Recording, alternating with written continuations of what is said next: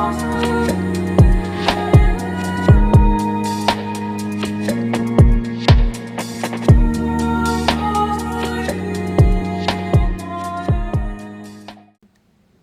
and I, welcome back.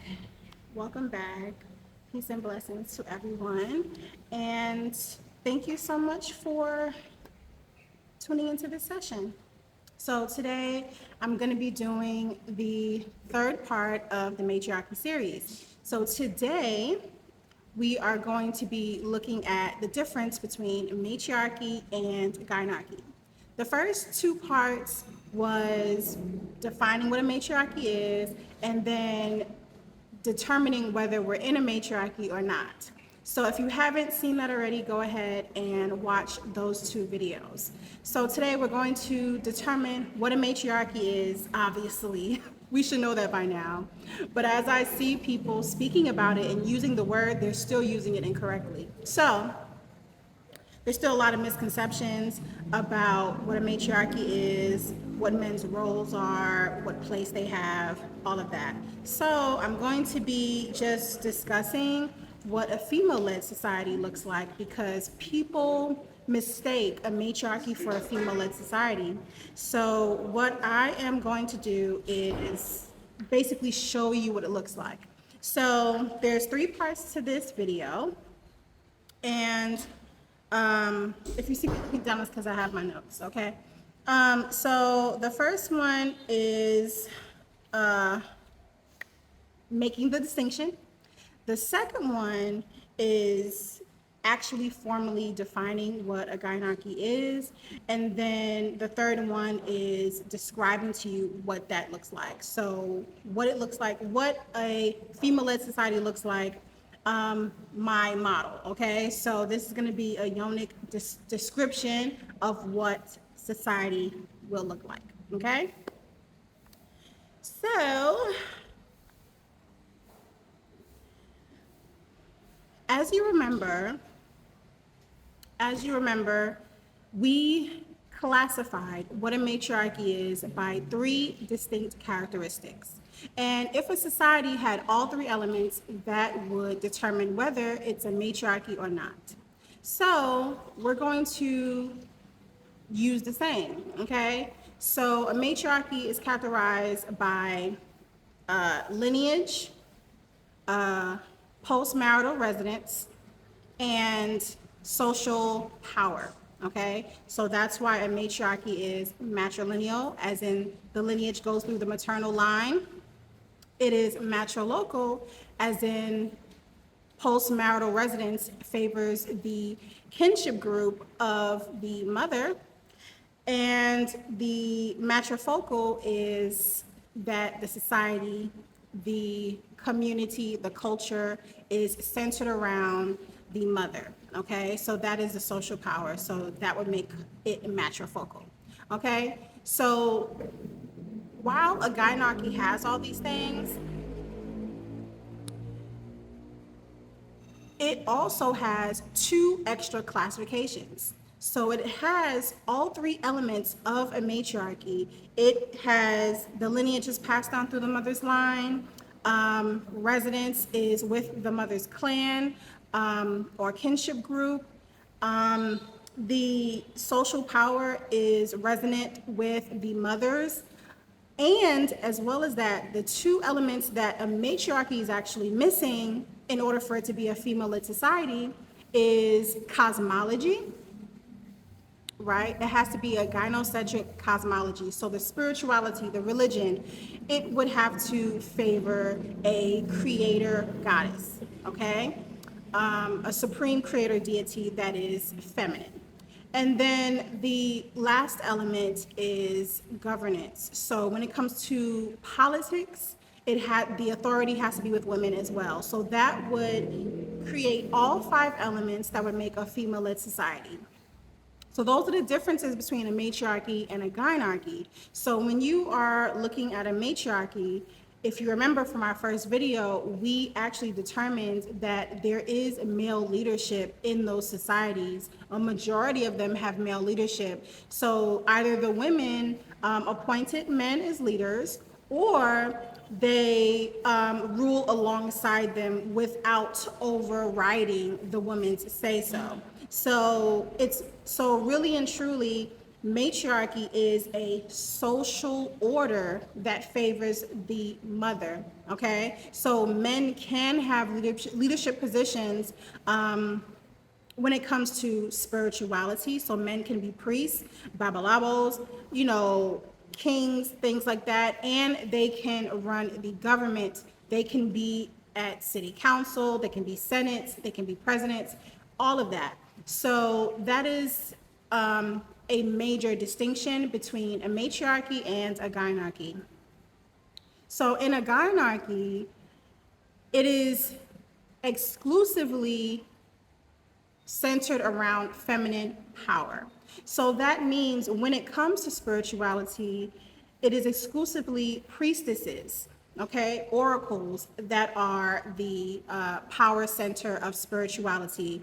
And mainly because the cosmology is centered around the supreme creator deity being a female being rather than a male being. So one thing that we've noticed about matriarchal societies when it comes to spirituality or religion, it's usually shamanic, it's usually polytheistic. So that means it would be an equal part of male and female gods together, okay?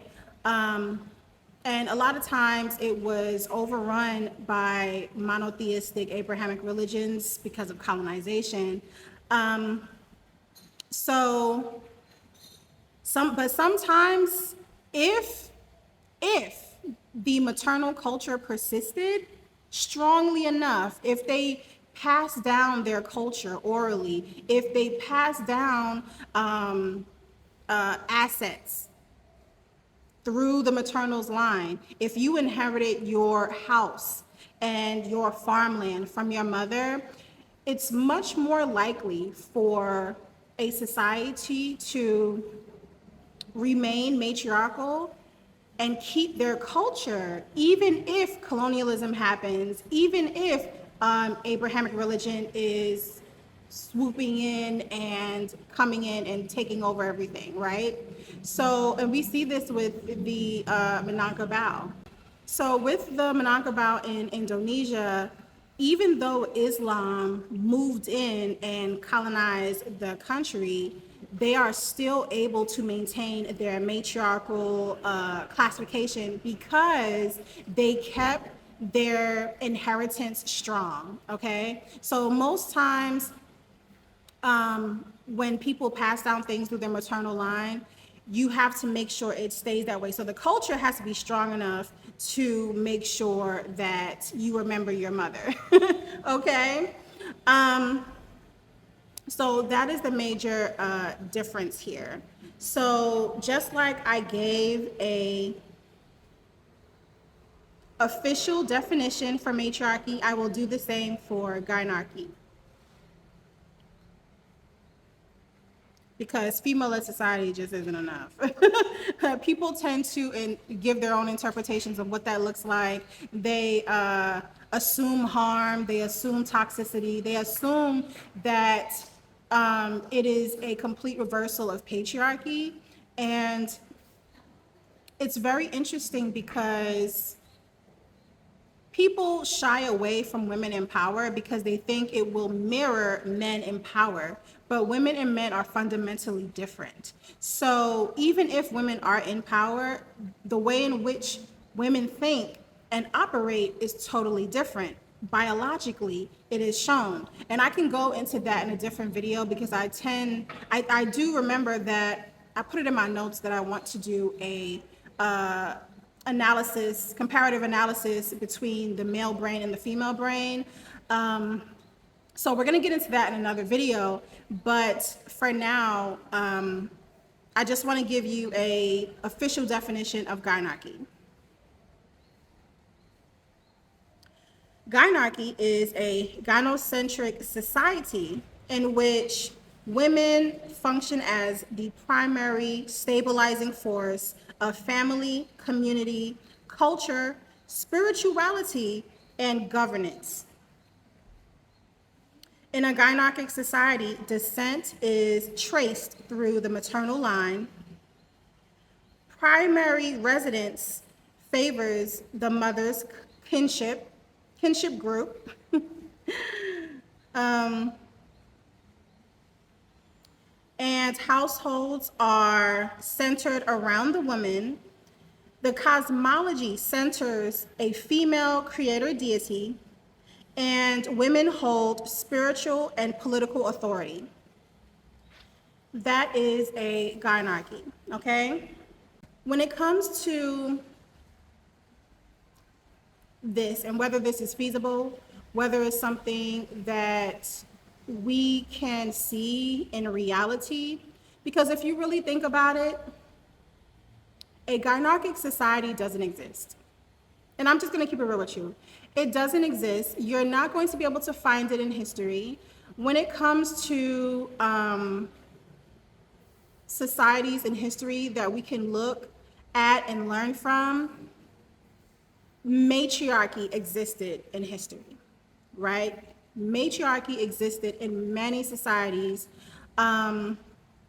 Mostly all societies were matriarchal before they were patriarchal, okay? And so civilization didn't get a chance to continue developing, okay? If it would have continued right now today and humans didn't devolve, we would be in a gynarchy right now, because it's just a matter of developing cognition, right? So as we go through the different stages, humans express different. They become more innovative. We invent things, and what happens is we start to change the natural order that is in place, that keeps everything in order. So as we continue to change the natural order and we separated ourselves from nature, we tended to shift and devolve because we were no longer in our circadian rhythm, okay? Now, if we did not separate from nature, we would have evolved with nature. Does that make sense?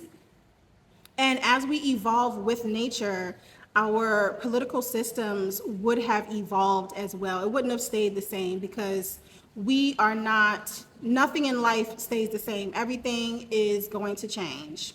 So this is the reason why when I look at society today, one thing that I realize is we are raising in consciousness, right? I think we all can see this. I think female mate choice is coming back into play. So right now we are regaining our power. We are elevating in consciousness. Women are becoming more tapped into nature. We're calling for communal living. We are holding each other accountable. So there is a natural shift in frequency that's happening on the earth, and it's reflecting in society, right? So when we revert back to pre-colonial times, we're reverting to the psychology of pre-colonial times, of mother-centered, nature-honored, children protected, things like that. We're not returning to, doing everything before innovation, right? So a gynarchy, the model that I am implementing is basically an interconnectedness with nature, okay? It is not a separation from nature, and it is not we're just gonna go and live in sticks and trees, and we're not going to have any modern luxuries, okay? It is the evolution of society, okay? Not a regression. So I'm gonna just explain the model here of the structure of the yonic gynarchy, okay? So this is the model, the yonism model, of a gynarchy. Now, other women can have their own models, but what classifies a gynarchy is just like I said earlier, which is those 5 elements, okay? The 5 elements of a gynarchy is it being matrilineal, it being matrilocal, it being matrifocal, it being gynocentric as far as cosmology, right? Gynotheism is what they call it, and it being a gynocracy, as in the political system is also based upon feminine power. Okay, so all 5 of those have to exist in order for it to be a gynarchy or a female-led society. Okay? Okay, great. So now I'm going to describe to you the yonic model of a female-led society, okay? Because I feel it's important that we understand that a female-led society does not look like a male-led society. Okay? Okay, good. So we're gonna start where I have broken down the different infrastructures of society with 7 elements. So that's governance and leadership, education, economy, healthcare, family, religion, and culture or recreation, whatever. Okay, so number 1, what a gynarchy looks like. Let's start with government, okay? So the government is a theocratic socialist gynarchy. Okay, so the structure of the government is 9 primordial goddesses, okay? 2 of the goddesses, well, it's going to be broken up into representation.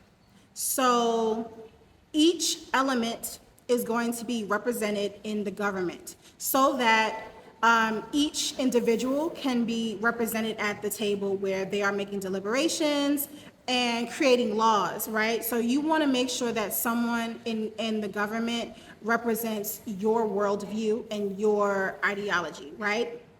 So the best way that we can make sure everyone is represented is by having 2 goddesses of each element, of each astrological element. So that means 2 air signs, 2 fire signs, 2 water signs, 2 earth signs, and for the last and 9th goddess, she will represent the element of ether, okay? That is the culmination of all the elements, okay?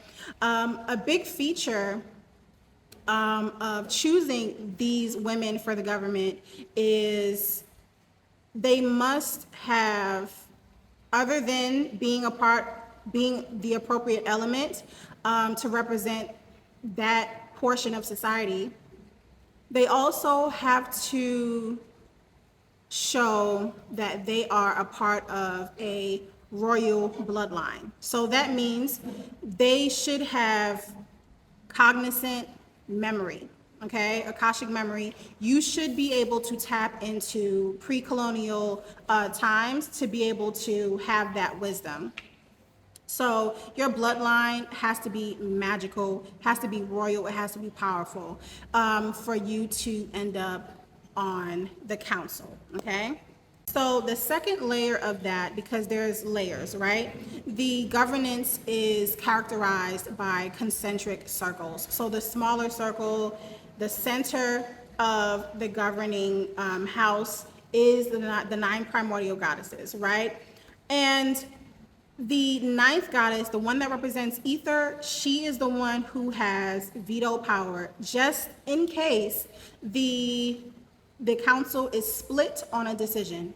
If it is tied with a vote, as in half feel this and half feel that, the supreme matriarch, the 9th goddess who represents ether, she is the one who has veto power to make sure that they come to a decision.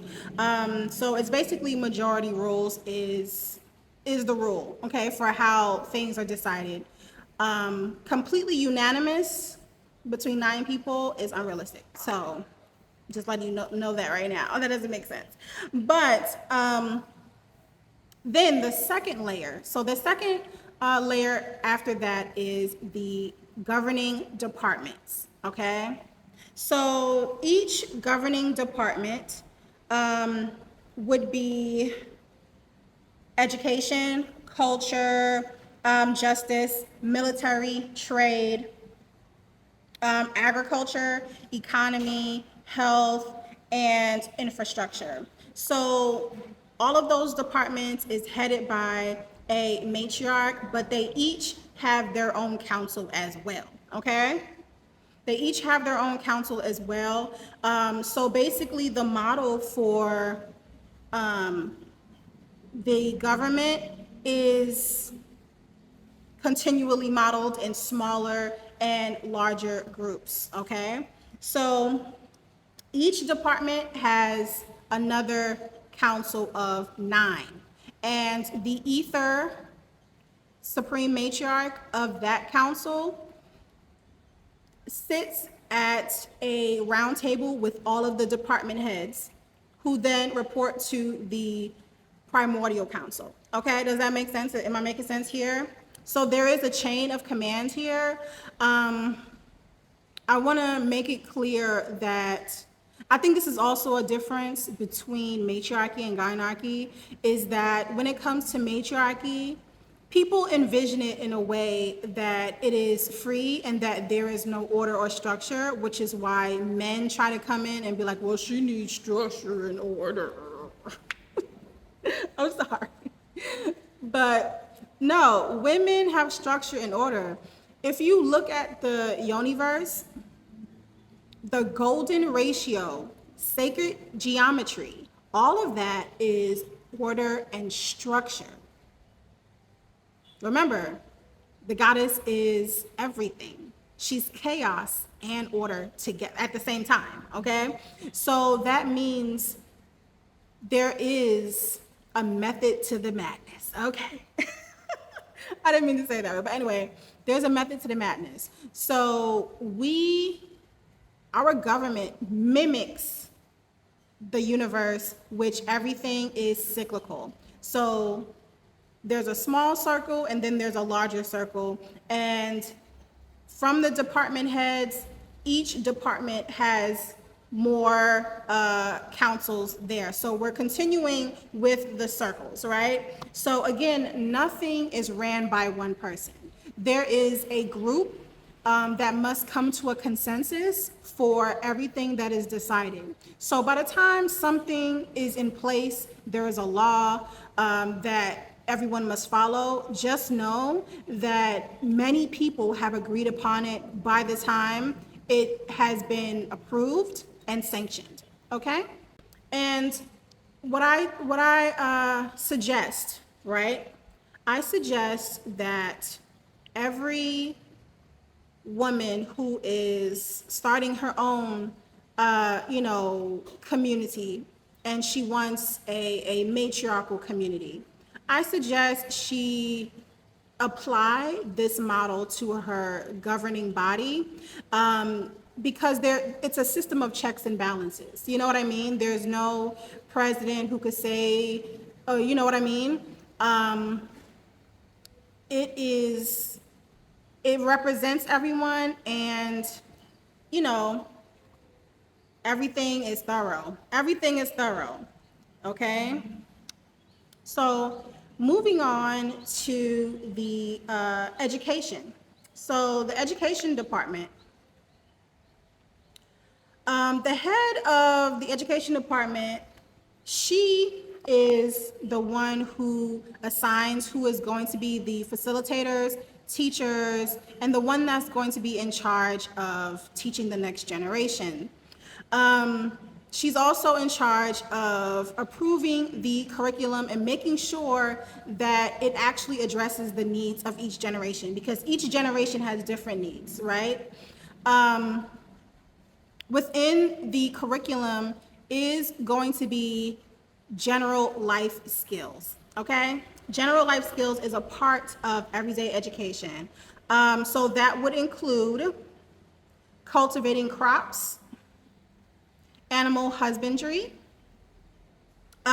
fishing and capturing of game, foraging and herbalism, water sanitation, as well as food preservation and processing. And we also have electrician, machinery, sewing, medical care, construction, welding, plumbing, etc. So everything that society needs to function, there is a program for kids to take, okay?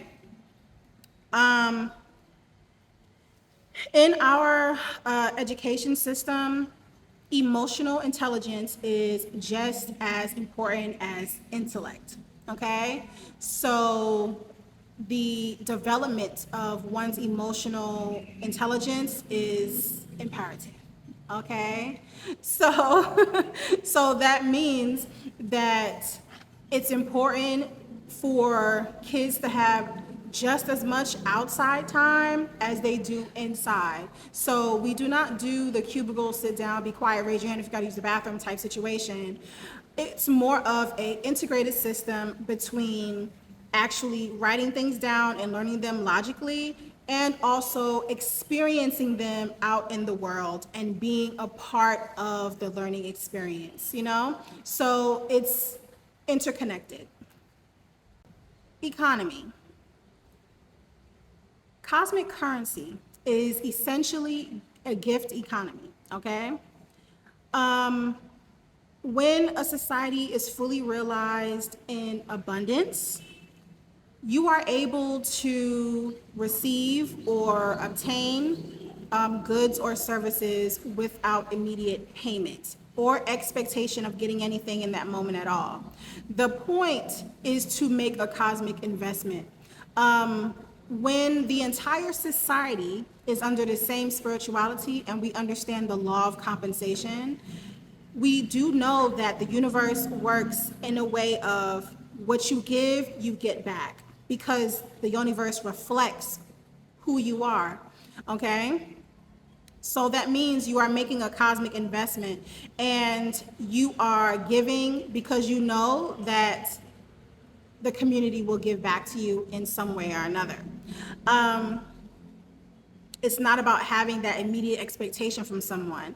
And I think it's important that we get out of the money mindset, because money itself was just a tool. We have to remember that money was just a tool, and it was a promissory note for people that you did not trust, okay?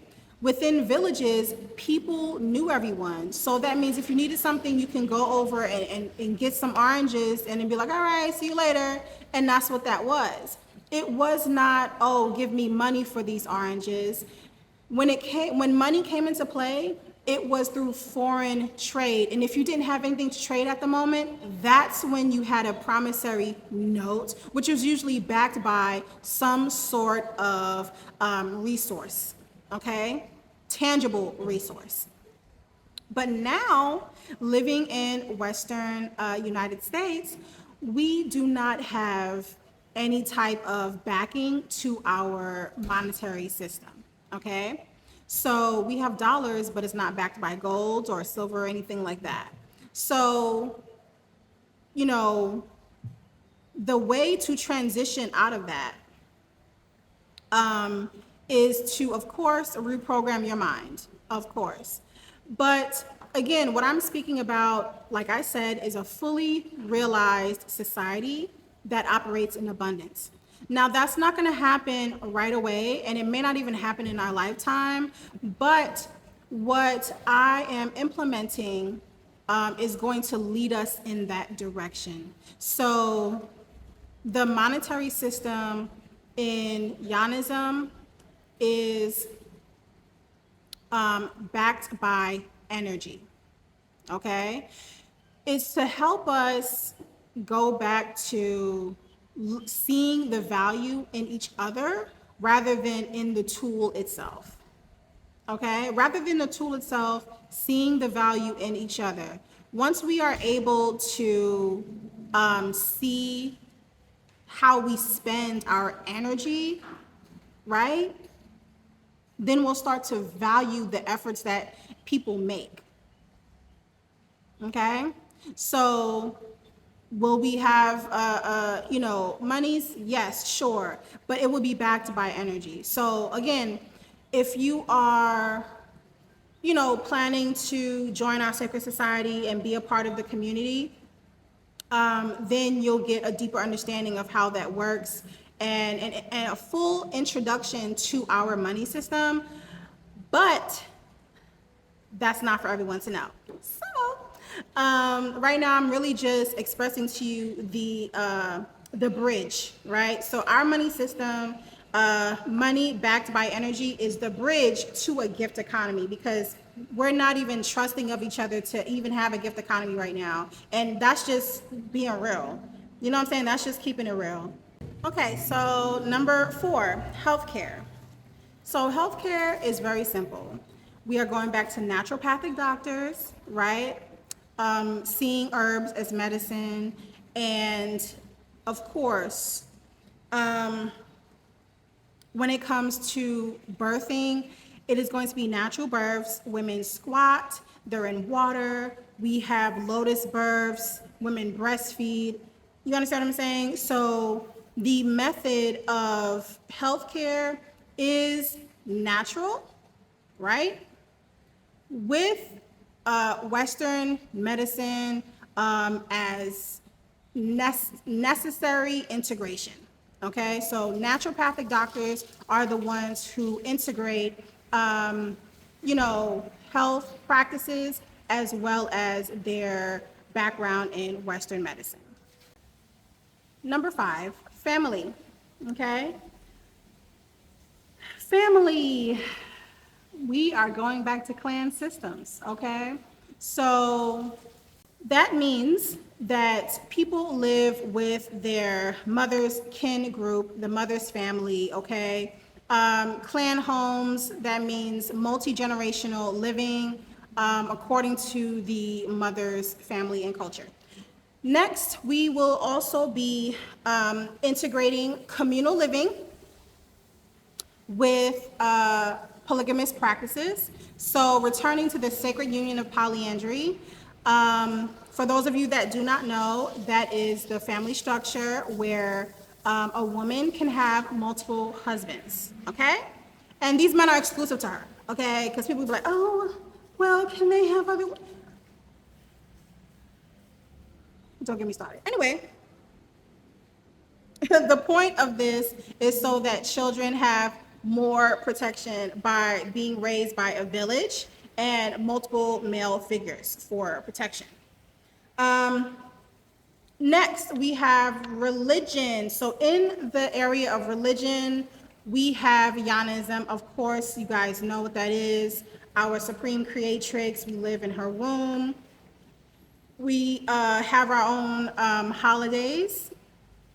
And if you want to be able to practice our holidays, then you should make sure you are getting our calendar that's going to be coming out in March. Okay, our calendar is coming out in March. It is a 13-month calendar, so we are returning to sacred time. Okay, and this is also where all of the holidays are marked on that calendar. Okay, so if you want help with trying to follow it, like really integrate it in your life, then you should also get the journal/planner that will also be out this year as well. Okay, so it's a package set just to help you transition from linear time, fiscal year, to cyclical time, sacred time, okay? And now we have number 7, which is recreation and culture. So I think one thing that we have maintained is self-expression, personal expression. I feel like when it comes to music, when it comes to culture, I feel like we're still very expressive. And I think, honestly, we could be even more expressive if we wasn't working for our general survival. The only thing that would most definitely have to change is the industries that run the arts and culture of today. So it will no longer be owned and ran by Caucasian males, okay, that run everything. It will then be ran by the Black woman, of course, okay? So the head of the Recreation and Culture Department is going to be a melanated woman. I'm just letting you guys know that now. So that would mean that your self-expression is yours. So that's what that means. No one's going to be forcing you to fulfill a contract. Well, you have to do it like this so we can market you a certain way. No, okay? You don't have to worry about that. All my artists, all my musicians, you know what I mean? So that's that. And number eight. Number eight is a bonus, okay? Because remember, I broke down society into seven systems, institutions. So now number eight is the planetary model, okay? So I've broken down to you the yonic model of a Gynarchic society, okay? I implore other women who are looking to create their own society to use this model. That's why this video is public. Use this model to create your society, okay? If you do not have the numbers, if you do not have the support, make sure that you join the Yonic Sacred Society and we will grow together, okay? One thing that I've learned on my journey is that women, they desire so badly to, rule their own realm. And I am in full support of women ruling their own realm, creating their own society, because there are plenty of women right now talking about building a matriarchy, but we all have different ideas of what that looks like. I need people to understand something. The Yonic Sacred Society is open to different types of expression, okay? When you are joining Eden, right? That's why it's called Eden, because it is the fifth dimensional reality. It's paradise, okay? That means there's going to be different levels of expression of what that looks like. It's not just going to look like my vision, right? Everyone should be able, this is how we grow, right? We grow by coming together and uniting. When we are splintered, segregated, and fragmented with little to no resources or support, we struggle to grow. We struggle to gain strength and sovereignty, legitimacy, respect, right? We have to be willing and ready to come together, and then as we grow and we become too overpopulated for one particular space, I'm going to need women who are ready to rule their own realm, to open up a second base in another country somewhere. Utilizing the blueprint that I have laid out for you. This ensures cohesion.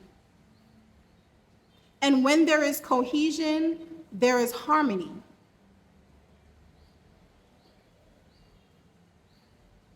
And when there is harmony, there is support.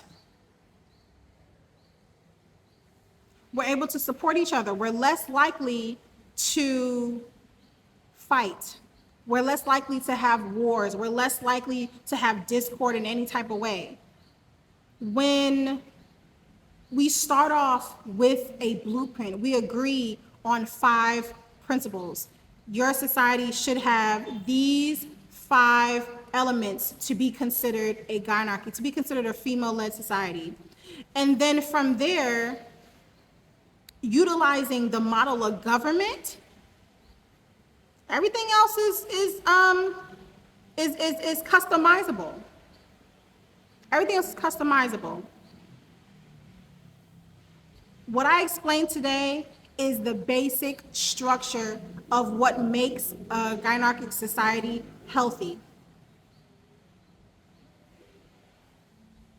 right? So again, notice women are in charge of every facet of society, but notice what is considered in those different facets: health, wealth, communal living, sharing, cooperation. All of those elements are expressed in every department of society. The money is backed by cosmic energy, right? Health is done using herbs. Education incorporates emotional intelligence as well as intellect. It is truly an evolution of society, of civilization. It is the actual balance of masculine and feminine. Okay, so people think that if women are in charge, it's out of balance. But what I have described to you today, you let me know if you think it's balanced or not. I think it incorporates everything. It incorporates everything. Order, freedom of self-expression at the same time, right? And we can dive deeper into the intricacies of these. Like, when I am hosting Zoom meetings to speak with, different women who are looking to host their own, group or be a matriarch in their own way, we can talk, they can ask questions, and we can talk more about the intricacies of what this looks like. But today, I just described the basics so that if you have the backing, if you have the resources, if you have the network to create your own society, do it. Use this model. If you do not have the resources, if you do not have the support, if you do not have the people, then come, let's join together. And then when we are expanding, I am going to need women who are leaders, who can carry the torch forward, who can do what we did here elsewhere.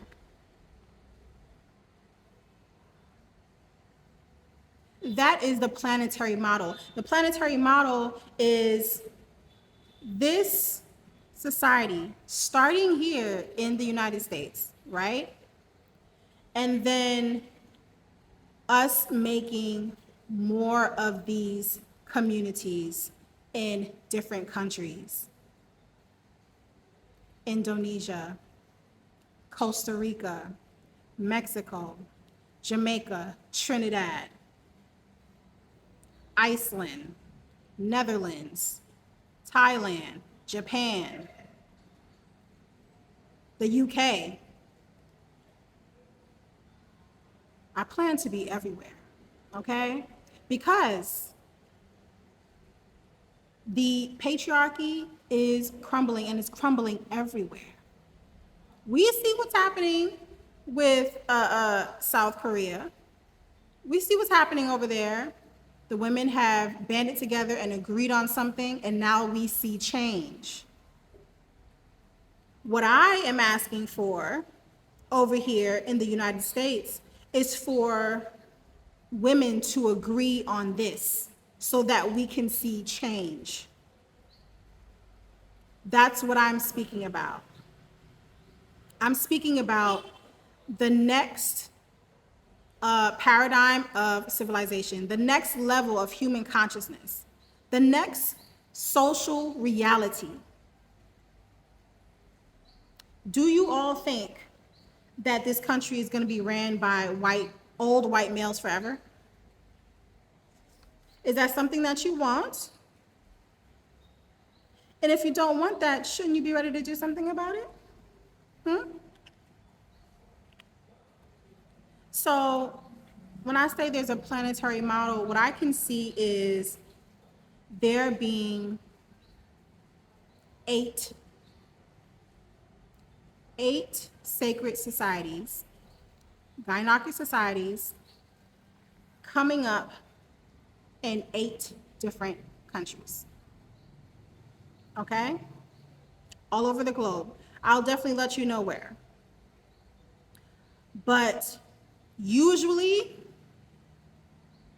we are going to be located at a primal axis of energy on the planetary grid. Okay? And we're starting here.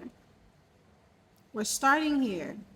And this model is basically the 8-pointed star. Okay? This represents the next stage of human evolution. This is the star of Inanna, the star of Ishtar, okay? The star of Venus. This is the new age, the new world order, okay? When you were in school, you know, and you used to draw, you know, that 8-pointed star or the 8-petaled lotus, did you ever wonder why? Did you ever wonder why we all drew this in school on our notebooks? We would continuously draw this, and it was very therapeutic that we did this.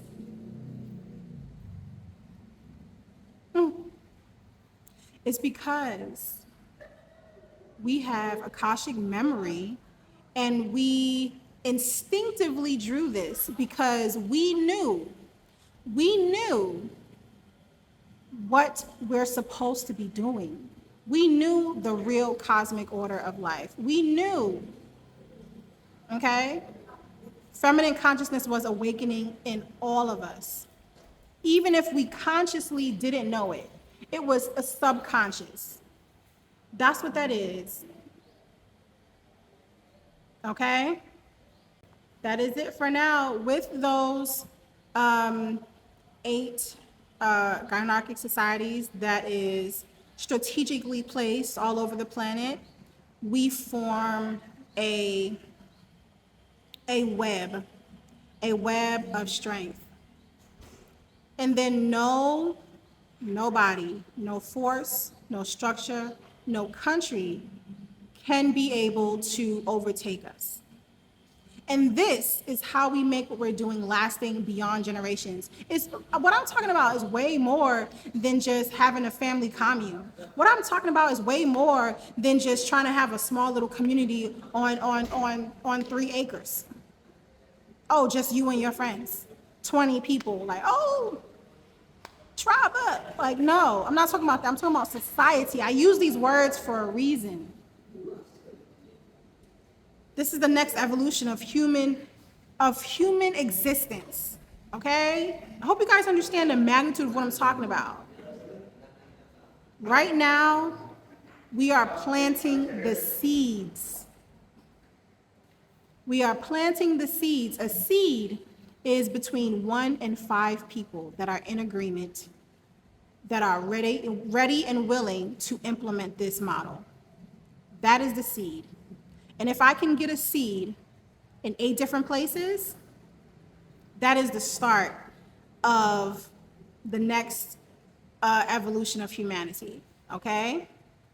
Watch it bloom from there. Watch, because as seeds, we work in silence. We work behind the scenes. But when we blow up, nobody's not going to be able to touch us, okay? And it's not going to crumble.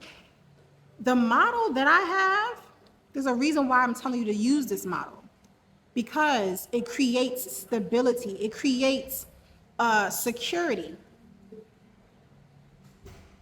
It cannot be penetrated by the patriarchy if you follow the model that I'm showing you, especially the vetting process, okay? Because in order to get into these societies, you have to go through a 9-moon re-education program. You have to be deprogrammed from the patriarchy. And then after that, you still have to go through training after that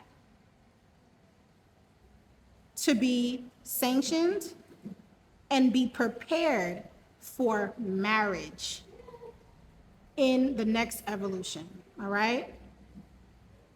Because we're not doing things the way that we always have done. We're not just figuring it out as we go. You know what I'm saying? We are handling things more responsibly. As leaders of civilization, we're taking accountability with how we grow up people, okay?